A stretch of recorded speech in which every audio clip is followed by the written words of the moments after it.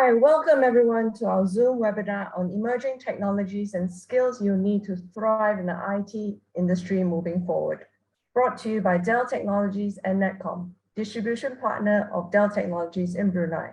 My name is Jodie Lim, leading strategic planning at Netcom, and I will be your host and MC today. Thank you everyone for taking your time to join us this Monday morning. Our agenda today is going to be very simple. There will be a presentation on emerging technologies and relevant skill sets that you will need by our guest speaker, which will last about 30 minutes, followed by a 15 to 20-minute Q&A. So do have your questions prepared as you listen to the presentation. I believe the last time the guest was here, we had a similar webinar back in April. We had really great questions coming in from the audience. So I do hope to expect the same today.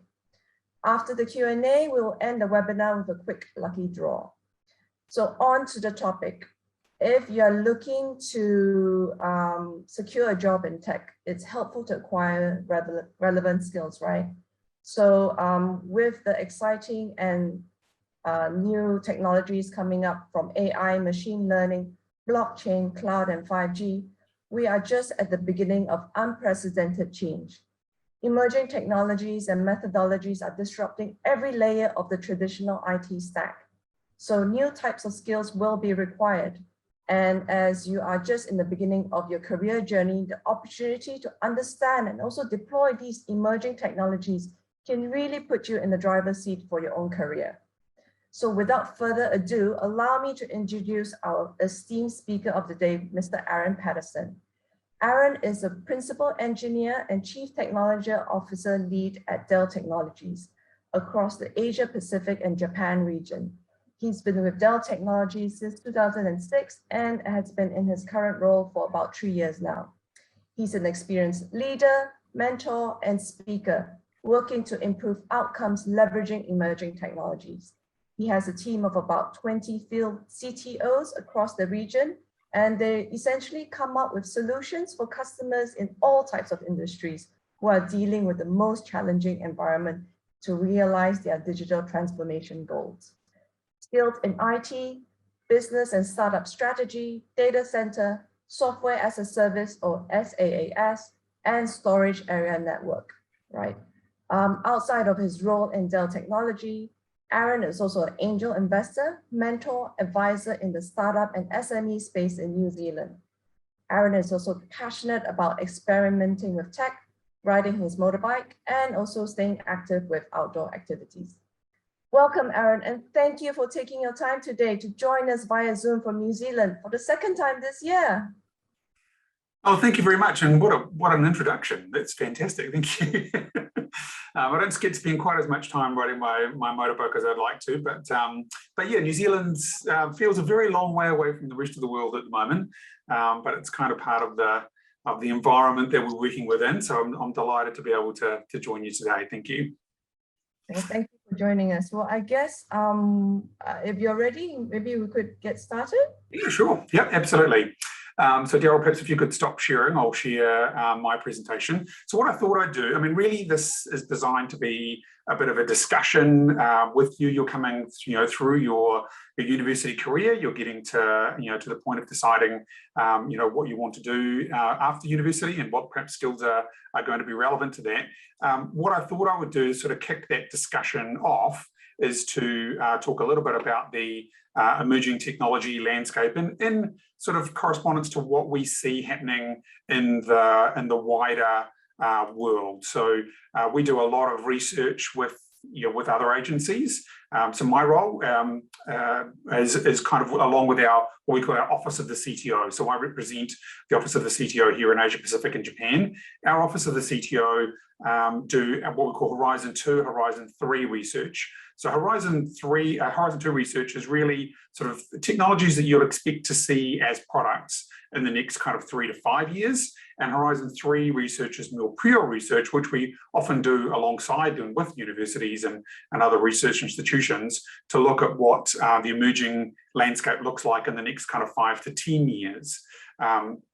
So my role is to kind of help connect and understand some of that, bring that to folks such as yourself and to sort of our larger strategic organisations that we work with across the region, and help them to be able to plan their investments and their drivers as they kind of move forward to take advantage of those sorts of things. As part of that, we collaborate with a number of agencies, one of whom is the future. What do they call themselves? Institute for the Future.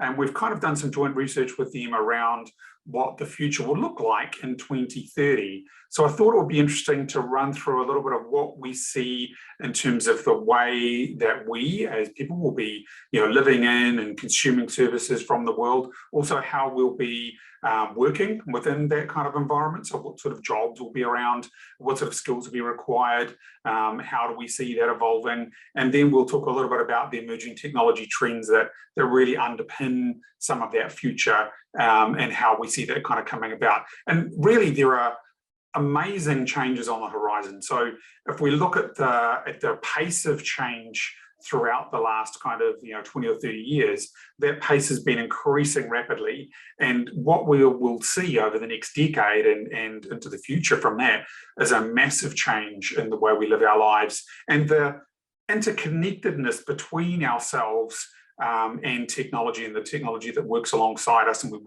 work with in order to kind of achieve that.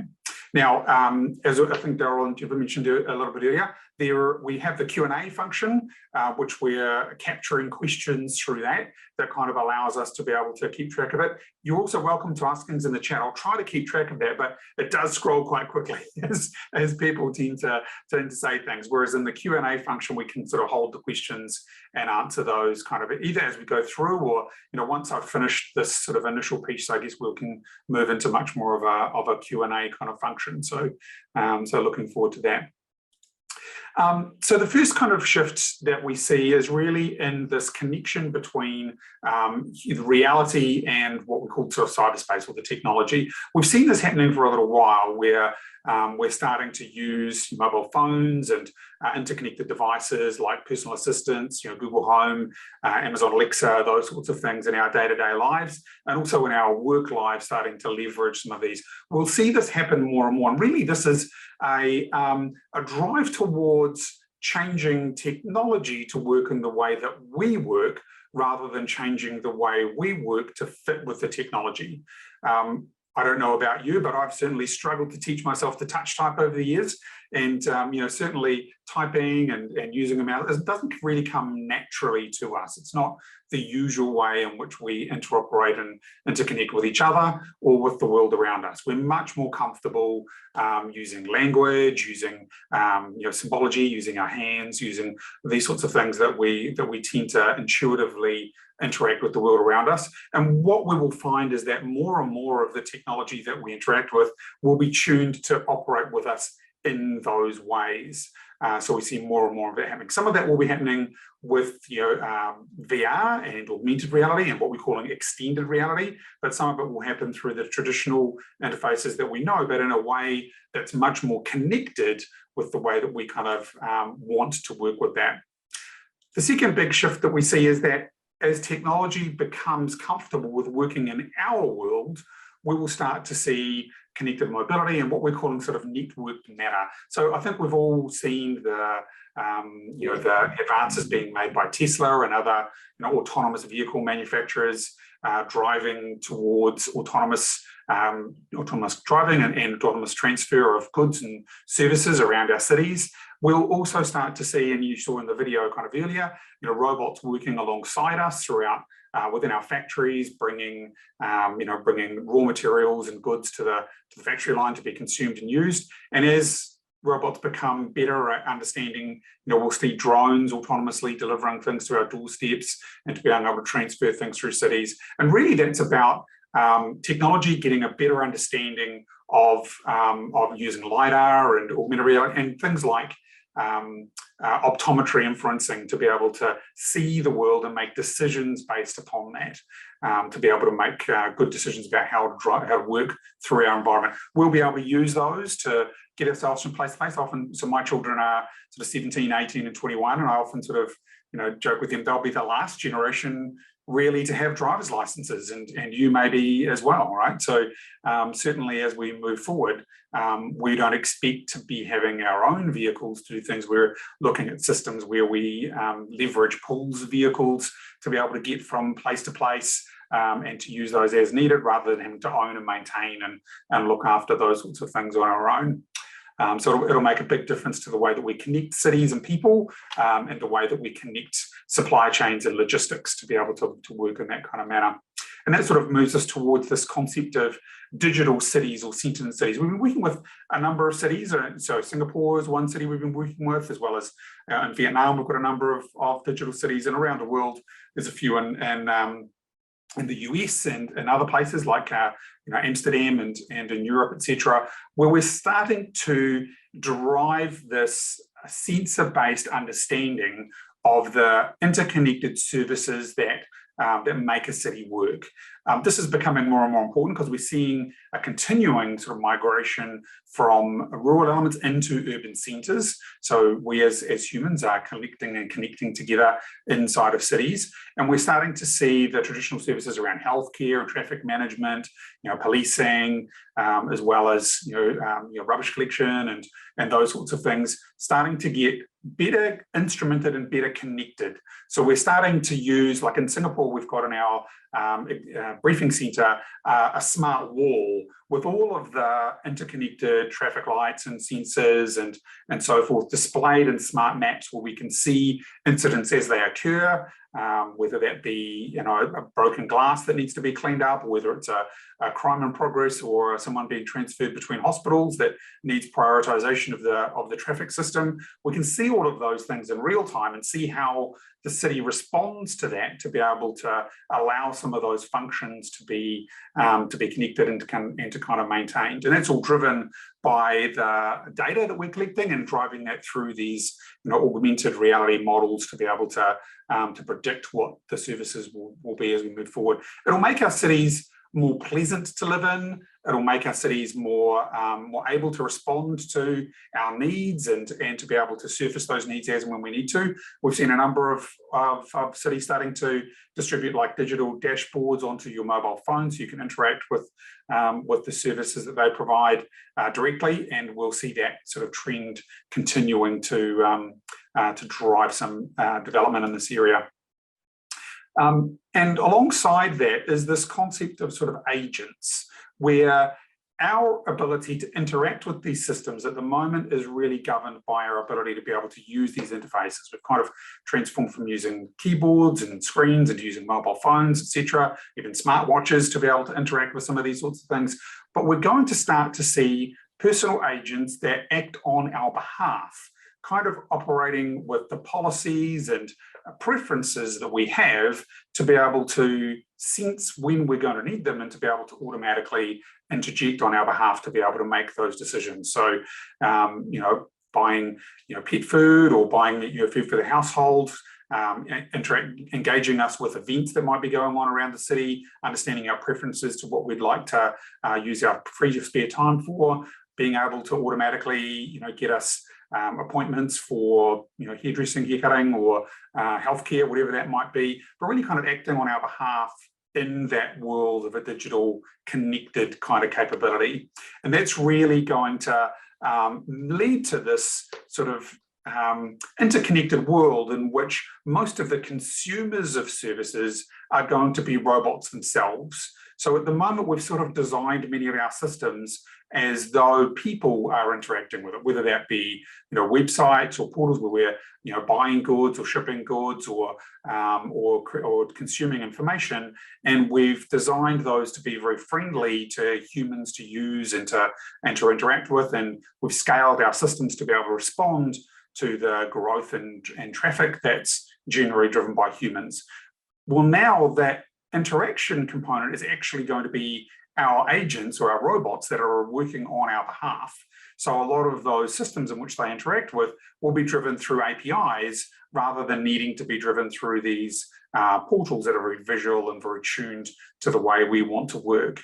So we'll start to see these networks where robots will interact with other robots or agents on our behalf through these kind of APIs. Those APIs will start to derive a whole lot of data about how those systems work, how they can be optimized, how they can be integrated, and we'll start to see these systems becoming connected outside of what we would normally interact with. That's going to mean some big challenges in terms of the way that we design these systems to respond to workload and to be able to scale up and to be able to deal with issues in that world, because things are going to happen a lot faster. We don't have to slow down to the speed in which humans will be interacting with some of these sorts of things. So it's going to create big differences in the way those systems are designed. So in terms of the economy of the future, how we derive input, how our economies are built, we are expecting to see a number of kind of transformations as these sort of interwoven points between humans and machines start to happen. As I mentioned, we start by driving this interaction through APIs and starting to be able to develop this understanding of how other elements in those economies connect. We're starting to see this hyper-efficient and frictionless ability to be able to derive commerce. So in all parts of this at the moment, we're starting to see supply chains being digitized and automated. We're starting to see logistics being driven down to the edge so that we can understand where raw materials and products are being built and derived from. We're going to start to see those sort of sensors and AI being able to find optimal ways of being able to drive those commercial pathways. That's going to put a lot of stress on some of those parts of the economy that aren't yet digitized. So you'll see those companies that do take the lead in terms of digitally transforming their environment to be completely API driven will have a huge advantage on their competitors, and you'll start to see them sort of start to take over some of those elements. We're seeing things like blockchain type transaction methodologies to be able to have trusted ways of interacting between many parties within the value chain. Obviously, you've heard of cryptocurrencies, but we're starting to see that technology being used for other parts of the logistics and supply chain. In the US, for instance, we've, in terms of adding security and safety to the food supply chain, you can scan a QR code on a packet of fruit in the supermarket, and you can see exactly what farm that came from, when it was shipped, what distribution warehouses that went through on the way to get to market. It allows them to be able to trace back the any issues that might occur if there's a foodborne illness that occurs in the consumer end. Now, very quickly be able to nail back where that potentially came from, but also allows the consumer to be able to have their preferences respected. So we're seeing a big drive towards sustainability and organic. People are much more careful about what they're buying and why they're buying it.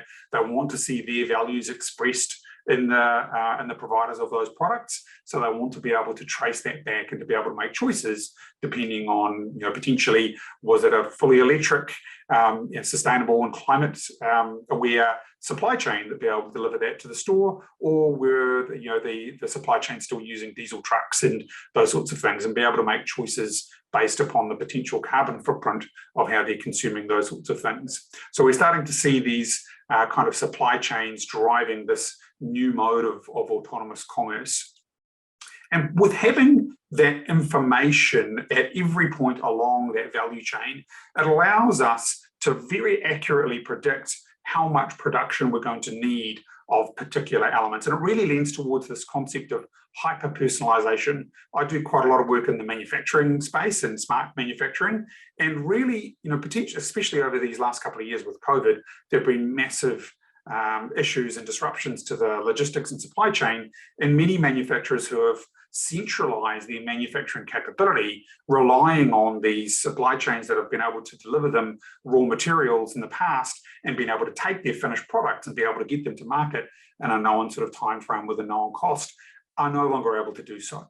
So they're starting to look at ways of being able to disconnect pieces of that manufacturing supply chain, potentially doing some initial production much closer to where the raw materials are coming from. So take some of those elements and start to build value on them much closer to the area in which those are generated, and potentially moving pieces of that closer to the end consumer. We're seeing these meta makers who are able to leverage different supply chains and different manufacturers to be able to create hyper-personalized products designed for specific markets. 3D printing comes into this, and using new materials like titanium and metal making, as well as carbon fiber, etc., to be able to make these elements very close to the consumer in a method that's hyper-personalized into the way the consumer wants to use it. And we're also seeing integration. Many of the products that we're buying are driven by software integration of consumer changes and desires to be able to change those products on the fly.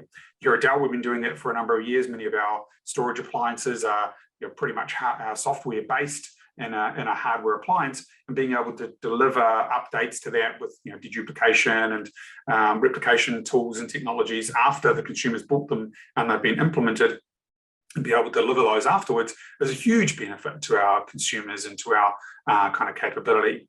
We're seeing, for instance, bespoke manufacturers. For instance, we've worked with one in the US military industry who develop spare parts for planes and engines and those sorts of things. And rather than the aircraft carriers having to stock massive parts, warehouses of parts on the ships themselves, or being tasked with delivering new parts to the ships consistently, the ships now have these 3D printers, and the parts manufacturers can design and deliver the blueprints for those over the air on the fly, and those can then be manufactured on the ship itself, specifically to the requirements of the piece of equipment that they're kind of working on. So we're seeing big changes happening, and that fuller understanding of the value and supply chain, and being able to deliver elements anywhere in the world. We're also seeing this opportunities for emerging technologies. We live in Asia here, which is the fastest growing part of the world, and there are many economies here which are very much just beginning to expand and to take advantage of these. We've seen this happen already with the advent of mobile technology like 4G, for instance, where there were many industries didn't go through the normal stages of buying sort of client server and bespoke PCs. They've gone straight to mobile first kind of environments. Seen some interesting models in Indonesia, for instance, with mobile providers using their prepaid capability as a method of exchanging monetary between different consumers within the supply chains. Whereas in the past, most of that was driven by cash. If you were, buying elements at a local market, or you were building, crafts and stuff in your local village and bringing those to market once a week to sell them. Now, instead of collecting cash for that, you're collecting prepaid credits, which you're then able to go back to the village and distribute to the people that collaborated in terms of making some of those elements. So we do see an opportunity for a number of emerging markets to leapfrog some of the traditional markets and actually see the impact of some of these changes first, rather than waiting until it's being done in a more established market to drive that. We've done a project, for instance, in Bangladesh, where we've taken sort of mobile branches and mobile banking out into the market community. So once a week, we set up a temporary bank branch and use our virtual desktop technology to be able to distribute secure desktops onto a bunch of laptops, and then to be able to drive that as a branch for the duration of the market and supply those services. And then at the end of the market, the end of the weekend, those are all collapsed up and brought home. That's something that we're not doing in more established markets, but that we've seen a real drive to do in some of these more established markets. And that then really brings us on to the future of work. So how will we work? What sort of jobs will be available? What sort of careers will we be working within? And there's a number of research to show that many of the jobs that we'll be using in the future aren't even imagined yet. Something like 80% or 85% of the jobs that we'll be doing in 10 years' time don't even exist yet. Certainly my job is, I've only been doing this for sort of 4 or 5 years, and I was the first field chief technology officer in the world sort of building these sorts of capabilities. We're seeing new roles happen all the time. We'll talk a little bit later about some of the skills and the tools that we're kind of using, but this ability to be able to leverage the best of our talent and our people. I was talking, so I do mentorship of a couple of university students here in New Zealand at Auckland University, and we were having a conversation this morning about some of this. And most jobs that you do you love, like, if you're lucky, you love like half of it.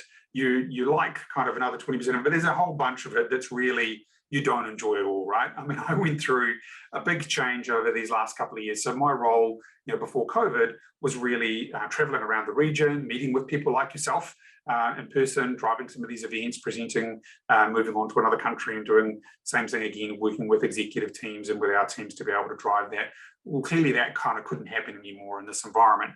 So I had to pivot very quickly to training other people about how to do this sort of work directly with their customers and their partners around the region, right? So my job moved from being able to do some of those things and to be able to move around to being much more of a program manager and building education to be able to drive that.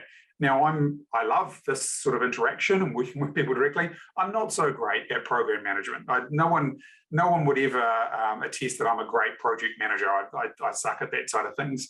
So what my boss and I did was look at the elements of my job as it had changed and partner me up with a program manager who is great at that stuff and does really enjoy the structured pieces of how we build out those programs. And I can focus much more on the ideation and developing the content and delivering that, rather than the process and the structure about how we build those kind of programs.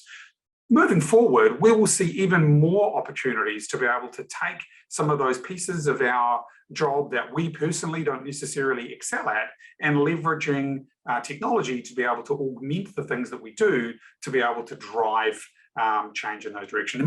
That'll make our working lives happier. We'll be more focused on our skills and capability. So we'll have increased productivity. We'll feel better about the sorts of things that we do, and we'll tend to stick with those jobs longer because they feed much more of that passion and process about how we work. So we won't need to feel necessarily like we're being forced to do elements. We'll be able to be really empowered. We're already using some of these practices today. For instance, in smart manufacturing, a lot of manufacturing equipment, when it's purchased, it has a return on investment period of 10 to 15 years. It needs to last for a long time.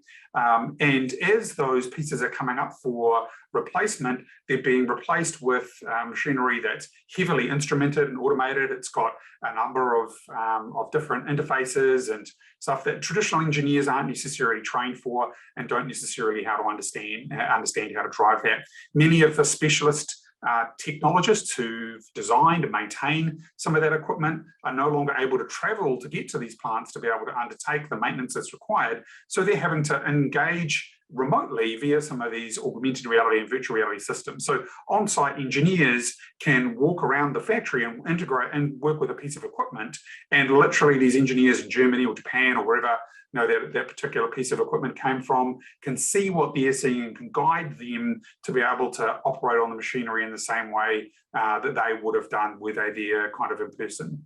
We're also seeing where we're bringing some of the digitization, the analytics and data that's coming out of these systems together onto action-oriented dashboards. So rather than just dashboards that show, these things are green, these things are red, this dial's going that way, actually interpreting that information and presenting it as a set of recommended actions. So it looks like this piece is slowing down, that piece is heating up, it looks like there's too much friction over here. Perhaps you should look at servicing the belt that's driving that piece of the machine, rather than leaving it up to the engineer to interpret what's going on in order to be able to drive that. We've been very clever with things like thermal sensors and even auditory sensors to be able to detect when bearings are starting to overheat in particular pieces of equipment, or hear when things are not behaving as they normally would, and being able to drive action and attention and insight towards the way those things work. So really finding ways to empower workers to be able to do better work that's more enjoyable. And really one of the key skills that's going to become needed in this next sort of generation is this understanding of the way that AI works. So we kind of see there's sort of three sort of roles. So AI trainers will be needed to develop these AI engines and to be able to train them in what that particular job needs, and so that it can drive that faster and to be able to get kind of more insight from that. We'll have sort of AI explainers, people who can connect the folk that have been working in these industries for decades and have a deep understanding of how that works, but perhaps don't have great knowledge of the AI side of things, right? So we'll need to connect those people and make these AI systems work in the way that they understand and allow us to be able to capture their knowledge and understanding to be able to drive that. And we'll need to have people who put guardrails around that. So sustainers who can understand how to make sure that AI doesn't go off the rails, doesn't start making decisions that we don't want to see or start to drive further inequity or imbalance it through the workforce, right? So we need people to be able to drive that. And that really kind of leads us into some of the big dilemmas that we're facing as we see more technology being driven into these spaces. Some of these are a matter of maturity, right? So as in all transitions that we've gone through in humanity and as a society, we tend to use something new first before we begin to understand necessarily. We look for the benefits before we understand what potentially the downsides are. So we're starting to understand what the real issues are around information mismanagement and deep fakes, distrust that's being built up throughout that. We need to build systems that can filter out misinformation and to make sure that we are able to leverage that information to be able to drive that.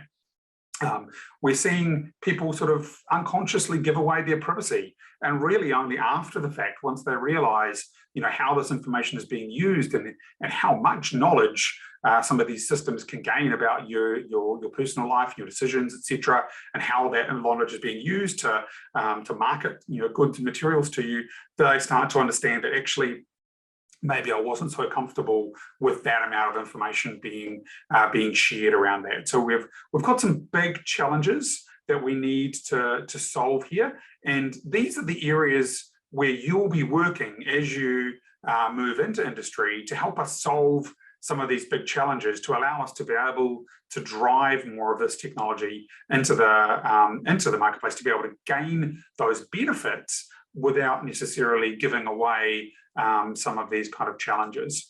So technology is transforming, and as I mentioned earlier, the speed in which this is transforming things is happening faster and faster, and that's really sort of built around this concept of humans and machines working together, and it's fundamentally based on these kind of 5 emerging technology trends. So technology is driving the ability for us to be able to drive these societal changes in our working life and our economies and societies, as well as in the way that we live and the way that we interact and engage with each other.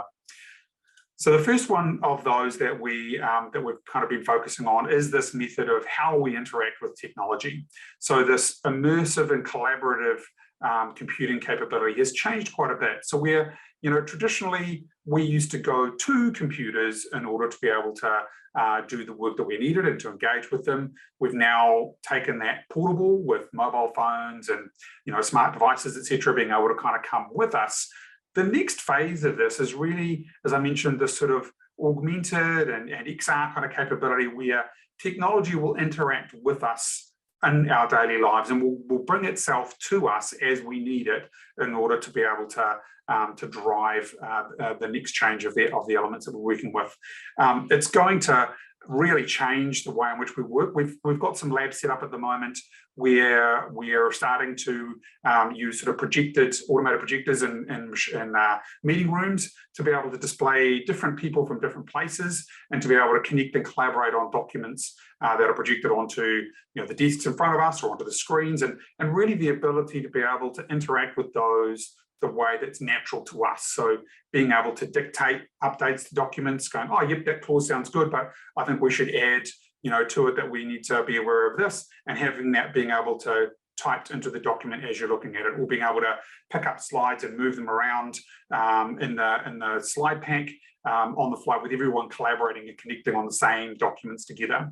That's going to open up opportunities for people in different parts of the world. So we're already seeing people leveraging Zoom rooms, etc., and video conferencing to have their workmates on the screen next to them as they're working all day long. So rather than, in the past, we would have had to have all of those people sitting in the same office, we've now got people in different countries and different time zones, even just in different offices in the same city, being able to have each other on screen to be able to ask questions. Oh, Jody, I know you were working on that this morning. Who should I email this to? And just have that same collaboration as we would do in person, but have that happen over distances and in a way that's very natural to us. So we're already seeing people using the technology in ways like that, and we'll see that expand into other ways of knowledge working and collaboration to be able to drive change throughout these environments. The second big change that we're seeing is really where we're getting the data from to drive these kind of models. So this whole concept of the Internet of Things is really about instrumenting the world around us and connecting us to the edges. So building sensors, cameras, other devices into and having those collecting information that we're then both able to take action on, but also able to collect that data and bring that back into a way that we can start to teach these machine learning models more and more about how technology engages and interacts with the world to be able to make some of those insights into how we can do that better and predict. We use these things called digital twins to be able to mimic that process that happens in the real world, and then to be able to iterate and to find new ways of doing things that might be able to drive things better. We're using those, for instance, in manufacturing environments to be able to look at new layouts of the factory, be able to demonstrate that for the engineers and the executives and the machine suppliers and a virtual world, and then be able to get their feedback and say, actually, when I work on this machine, I need to be able to get to this piece, or the screen is over here, so I actually need that to be over this side, and be able to do that before you even make any changes in the real world is one of those major advantages around digital twins. And really the underpinning of that is this artificial intelligence and machine learning drive. And we've seen this happen in many areas, and we'll see this have effect. We're using this in our own technology as well. So, built into many of our appliances now is this machine learning model that learns about the way you use the technology in our precision notebooks and in our phones, etc. It learns about the way you use it and retunes the device to better fit the way that you work. We use it inside of our storage systems to be able to automatically tune the systems to be able to deliver performance for the things that need it in low latency, while having some of those elements that just need bulk storage at sort of a high bandwidth, be able to use that. So it can automatically tune some of those things. And we'll see those algorithms have more and more of an impact on the world around us. And the way that we can leverage a lot of those technologies is moving towards this concept of what we call software-defined everything. So these API-driven architectures that I spoke a little bit about earlier, our ability to be able to write policies for some of those workloads and have those policies respected by the infrastructure on which that's running on, and have it automatically deliver the services that that workload needs, which is really what we're seeing now as we move towards this multi-cloud world. We've got many different resource pools that might be in public clouds or shared clouds. They might be within our own data centers, they might be in our partner's data center, or it might be right down on the edge of the network with a server that's bolted to a 5G tower or to a part of the machine line. Each of those elements has a bit of computing and capability that's good at running different things, and being able to have those workloads containerized in a way and with a policy that allows us to say, well, when it hits this environment, these are the sorts of services that it needs. So in having that policy-based delivery, and really that's kind of changing the way that we operate these environments and the tools that we use to the skills that we needed in the past that were much more appliance-oriented or specific are now becoming much more abstracted. We need to understand those workloads as they run across all of these different environments. And the technology that underpins this, almost every part of the technology stack is changing dramatically. So where we would have had standardized compute farms that were built on x86. Now we're seeing accelerators of all types. So GPUs being used for bulk machine learning and driving bandwidth-oriented architectures, new sort of TPUs and FPGAs and different accelerators that are tuned for specific AI algorithms that can run in the back of a camera off only enough power that you can get off a solar panel to be able to take those models and to be able to inference them on the data that's receiving in real time.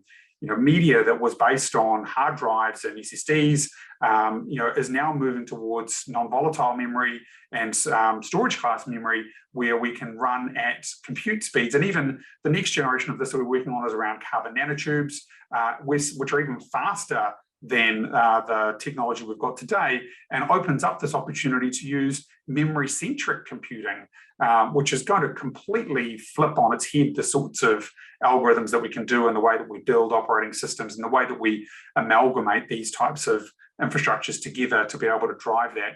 We're already seeing quantum starting to have an impact. And quantum will be used very much as an accelerator as well, where specific parts of algorithms or workflows that are particularly attuned to that or can be driven by that can be leveraged by those types of accelerators, and using different types of databases and persistent storage to be able to drive that into different parts of the environment. So we're seeing changes everywhere, and really the opportunities for us to be able to change the way we work, the tools that we use to work, and the way that we work together are amazing. And the opportunities for us to be able to develop new forms of software has changed a lot. We're starting to see this sort of breaking down of these monolithic software architectures into these microservices based, which is sort of removing some of the requirements to learn some of the languages we used to learn, because now each component can be really written in its own language with its own service that's really built to fulfill that part of the entire value chain without having to be weighed down by other parts of it.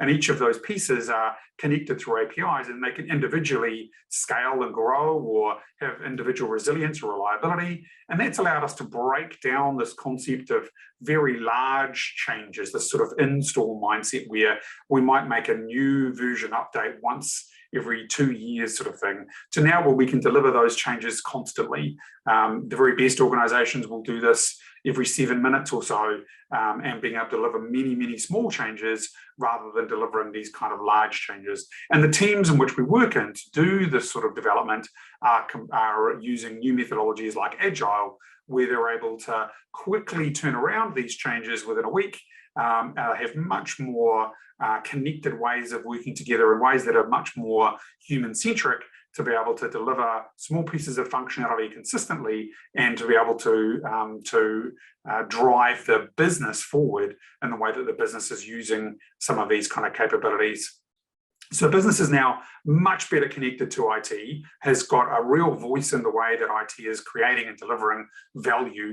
And we're moving towards this continuous integration, continuous delivery capability with an operational mindset, which we call DevSecOps, sort of wrapped around it. So in the past, developers were quite separate from operations, and the security team was really these guys that stopped you doing anything cool that kind of came in afterwards. Now we're seeing those teams working together consistently as code is created and developed and driven through the cycle out into the production phase where our consumers and our users are using it, and then back through that cycle again. And really the success of organizations is how fast can we drive through that loop. And as IT teams, we're really being tasked with building these operation environments that leverage those multi-cloud infrastructures with a high level of automation orchestration that delivers the infrastructure that we need to support some of those tool sets, and exposes the service delivery elements of it right the way up to the business, so they can see what's being consumed, how it's being consumed, the value that that's creating at every point within that supply chain. So it really changes the sort of skills and capabilities that we need to have. The great thing is that every customer I talk to is investing in the space. So as you come into the workforce, you'll find organizations that are preparing to triple their investments in AI in the next 5 years. They're tripling the amount that they're spending on virtual reality and augmented reality. These areas where media and design becomes absolutely crucial. How do we bring this information into the world in a way that makes it easy for us to be able to connect and use? So every part of the landscape is businesses that understand that their investments in technology are really going to make the impact about how they compete and win in the new world. Are desperately looking for your skills and services. One of the biggest, when I talk to leaders across these companies, one of their biggest challenges is getting talent, getting people who understand some of these architectures and can leverage those in order to be able to create value and help them. So really, technology is transforming the world, and you are the force that is going to drive this next wave of change. So, I'm really grateful that you've had this time, or got this time with you today. So happy to answer any questions that you might have. Hopefully that's given you sort of a brief overview, I guess, of some of the changes that we see happening in the marketplace, where the opportunities sit, and potentially what the technology is going to look like sitting underneath that, and the skills and mindsets that are going to be needed to drive it.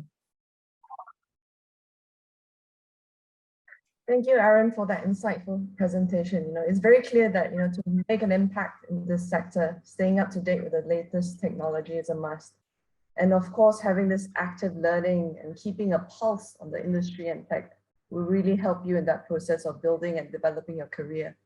Okay, guys, now we're open up for questions and answers. I can see that there's one question that's being posted. So guys, this is a very rare opportunity where you can connect with a high-level executive of a multinational corporation. So please don't be shy with your questions, okay? While we give our participants a bit more time to post their questions, let me start the ball rolling with one question. Okay, all right, you spoke about technical skills and, about there's a gap, about bridging that gap between, talk about technical skills, and let's say you're a student and you may have a passion or you're really excited about AI and IoT and all that. But where the industry now is at this moment in time is not really there yet at this point, right? So, so it hasn't really caught up. So what would your overall advice would be to a current day student who wants to bridge this gap? So there are many startups and smaller companies that are developing, and that's usually kind of the maturity scale that you see, right? Is that you'll start to see one or two companies who are doing something cool, and then a few more will kind of grab it, and suddenly this piece will accelerate. And then you'll see these smaller companies getting bought by and absorbed into larger companies to be able to create a market that then sort of drives change across the rest of the industry and around the world, right? At Dell, we do this all the time. So we have a piece of the business called Dell Capital, who will invest in smaller companies, help guide them through those initial stages of product development and experimentation, and then be alongside them as they start to bring those products into the marketplace, see how that impacts their initial customers, and be ready to kind of buy them and use our scale as Dell to be able to take them global, and to be able to take the technology, commoditize it, and make it consumable for everyone. Most organizations don't have a lot of time and capital to be able to invest in that very experimental part of that phase, right? They want to see outcomes. They want to see systems. They want to have a partner they can trust, that if something goes wrong, they can go to them and say, hey, how do I fix this, right? So they tend to be at the next stage in that technology adoption curve, rather than at the very beginning phase. IoT and AI is just transitioning through those pieces now, right? We've seen it be used as much more of an experimental, people sort of building particular use cases, a few organizations that are experimenting with it, to now being built into some of those companies are getting big, that are using those technologies to be able to drive that. And we're starting to see those companies now being bought and being fused into. So we, for instance, announced this week a partnership with a company called Litmus, who do their IoT-based analytics and AI for manufacturing, to be able to drive that through. So they've now suddenly got the largest IT company in the world, who's taking their products to market to be able to drive that. So we're at the perfect time to get engaged in some of those things. And most of the use cases haven't even been thought of yet, right? We're just starting to experiment with how those things will change the world around us. Great. I guess that will lead us to the next question, which we have on the Q&A. What are the things or values that you're looking for, let's say, startups and inventions? Like say, for example, Dell Capital, or with your experience as an angel investor, what do you guys look for? Yeah, so I've been doing this for about a decade now, right? And one of the things that we look for are the founding team, the people, because I can almost guarantee you the initial idea that you have is not the one you will end up being successful with. What we want to see is people that listen to their customers, they listen to their mentors, they listen to the people around them. They're happy to take feedback on board and to be able to incorporate that, quickly pivot and change and try to find what we call product market fit. So finding a way of solving a problem in a way that the market can take at a price the market can afford is that initial journey of a startup. Many startups, most startups don't make that transition, right? So we, in the angel market, we kind of talk about, 9 out of 10 will never get anywhere, right? One of them will become successful. Out of every 10 of those that are a real business, only one of them will become like super successful, right? So it's kind of 1 out of 1,000 that will really become world-changing, world-leading, and even fewer of those that will become kind of unicorns, I guess. So many people have great ideas and they really struggle to be able to get that into market and to be able to show how that happens. So what we look for are the people that are driving it, their capabilities to be able to take to that data back from their customers, listen to what's going on and be able to pivot and drive that through. Great. Okay, there's 2 more questions kind of relating to self-learning. I guess, there's a lot of opportunities to learn now in this day and age with so many things available online. I mean, what advice do you have for, let's say, students that's not particularly in a current, not in IT, but they see AI and machine learning as something that is a great opportunity? What advice would you have for students from other disciplines? Yeah, absolutely. So the thing is that, the technology itself doesn't really do anything. It's how the technology is applied to a problem where the value is created, right? And I see people from all types of industries that don't have a technical background necessarily, that understand the problem that they're trying to solve, right? And those people can learn the technology or can partner with a technologist who can help them to build the product to be able to execute that. So be curious, like you say, there is huge amount of learning available online. And to be honest, at the speed some of these things are changing, it's very difficult to build that into a traditional kind of delivered curriculum. So being able to tap into that knowledge as it's created by people around the world is absolutely key. But think about the application of the technology to a problem and who's really going to find that value, or what problem is it going to solve? Okay.